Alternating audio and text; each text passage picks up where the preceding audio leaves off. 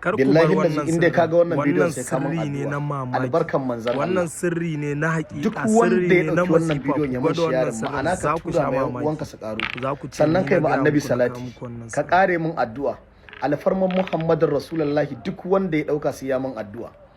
Mutumin da yake so halitta ta ji shi, ko kuma kana so duka unguwarku ko duka garinku ko duka duniya ta ji ka, ka samu farin jini, ka samu kabuli, ka samu soyayya, ka samu kwarjini, kana so idan kai magana kowa ya ji ka, a ji ana matukar kaunarka, sannan ake responding naka ga abin da za ka yi. Wallahi idan har kai wannan sai ya zama na cewa jinka ya fi ganinka. Za ka ga idan shago ka buɗa kowa yana labarin shagon, kowa gurin shi ya ji, sai ya je sai ya ganka ashe dan tsurtuma ne kai, ba wani babban mutum bane. Ko kuma za a yi ta faɗin ka a cikin garin ku, sai mutum ya zo ya ganka ashe dan karami ne kai, ba wani girma gare ka ba. So wanda yake son ya samu kwarjini sosai, ya samu soyayya, ya samu karbuwa a cikin zuciyoyin bayin Allah, billahi lazi idan ya hada wannan sai ya samu wannan alfarman Muhammadur Rasulullahi. Bai da wahala abin.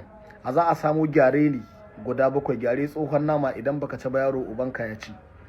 Gyare za a samu kwaya 7. Idan ka samu gyare guda 7 sai a rubuta suratul Yusuf, sai a wanke ta, gefen magariba ake rubutun a wanke. Idan aka wanke ta sai a ɗauko wannan gyare wanda aka samu aka ƙona shi, aka samo shi za a sa shi a wuta. Dama shi gyare ana kamo shi wuta ake sa shi da ran shi, da ya gas sai a ɗauka a ci, dama ana ci.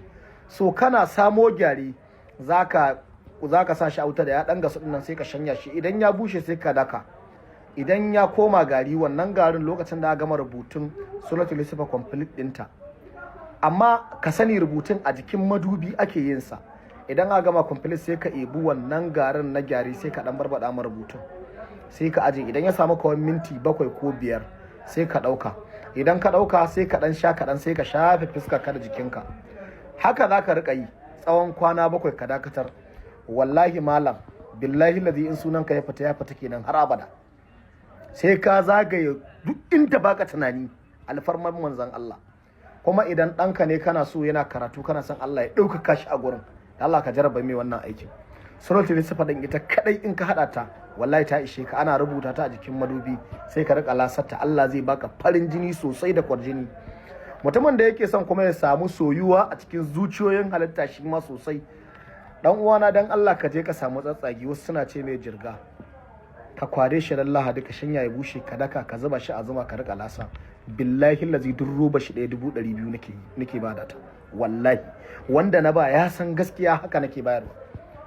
In dai kana son farin jini na bala'i, na kana so dai ka ji ana son ka sosai, sunanka yana zagaye ko ina a cikin gari, ko kashi ka kasa alfarman manzon Allah sai an siya, in Allah ya yarda. Kuma za ka ga sunanka yaro da babba, duk wanda aka ce mai wani za ka ce ya san ka. Sannan in ka je gurin manyan mutane za ka kana musu kwarjini sosai.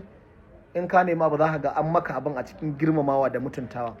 In wani promoter ne za ka kai aka fi yawan so da shi, idan dan siyasa ne kai ka je ka jaraba wannan, idan mai masa mato dan gidan sarauta ne kai ka je ka jaraba wannan. Alfarman la ilaha illallah ba za ka ji kunya ba, na ba ku saboda girman manzon Allah. Duk na annabi ya min shayaran daga almajirin khalifa fada jibiya. So ina faɗa wa mutane cewa duk mutumin da ba ni na bashi lambata da kaina ba, kada ya ɗau lambar wani ya ce lambata ce. Lambobi na sun samu matsala, sannan an yi min banin Facebook ɗina, ina so zan sake buɗe wani tukunna.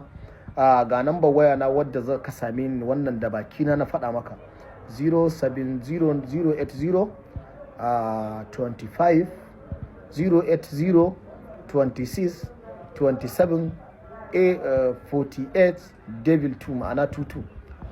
Zan ƙara karantawa da Hausa ga wanda yake son ya sai wani abu a guri na, ko wanda yake son masa wani aiki namu na almajirai, ba ga wanda zai dame ni ba. Kar ma in ba da abu ka zo ka ce baka gane ba, wallahi ba zan baka amsa ba. So da ka wahala kan ƙara kakkan ma ka fara. Duk abin da zan bada tsakani na da Allah, in kai shi sai yayi. In dai ni da bada an kai alfarman manzon Allah zai yi. So gashi inda za a jaraba wannan insha Allah. Wannan number ta ita kuma again shine 0800 2627 sai 84 sai 22. Ita ce number na, dan Allah ta wasu kadai banda kira, kaka kira na wasu bana su.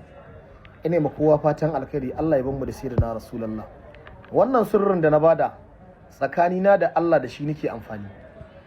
Idan kai amfani da shi ka gwada dan Allah dan uwana a goban nan zaka ga inda zaka ganka da yinda zaka ji ana bala'in san ka. Mutum ya haɗu da kai baya son ya rabu da kai, ko uban gidanka ne ko wani yaron ka ne zaka ga baya son ma ya rabu da kai. Wannan mujarraban ne na baku saboda manzon Allah sallallahu alaihi wasallam.